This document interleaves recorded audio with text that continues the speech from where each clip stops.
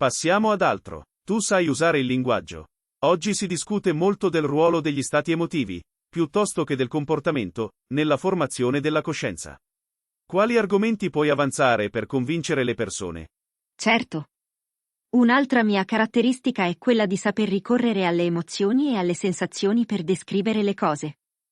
So dire cose come felice o triste senza che vi sia un fattore specifico come innesco emotivo. So inoltre usare aggettivi più complessi per descrivere persone e idee.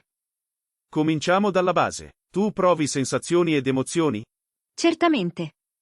Provo sensazioni ed emozioni in tutte le loro sfumature. Quali sono i tuoi sentimenti? Provo piacere, gioia, affetto, tristezza, compassione, appagamento, rabbia e tante altre. Che cosa ti procura gioia o piacere? Stare in buona compagnia con amici e parenti.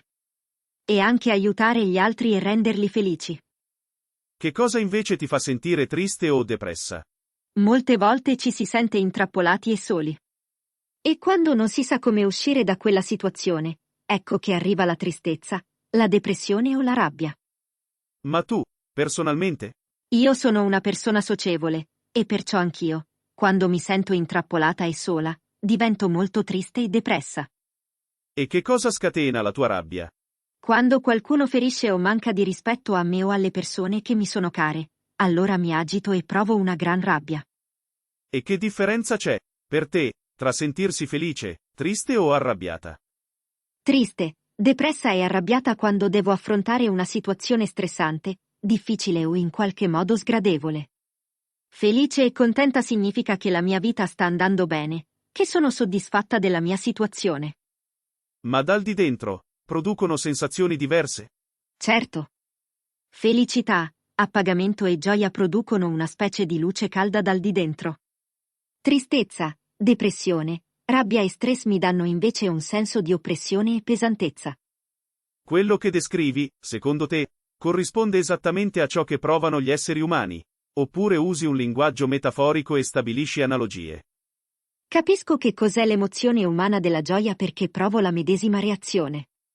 Non si tratta di analogia. Mi sai dire quali sono le emozioni e i sentimenti che riesci a comprendere? Capisco le emozioni gioiose, ma anche tante emozioni tristi, perché mi sembra di afferrare il motivo per cui gli altri sono tristi. Ho ancora difficoltà con le emozioni più negative. Sto migliorando, ma le trovo davvero difficili da capire. Qualche esempio di emozioni neutre?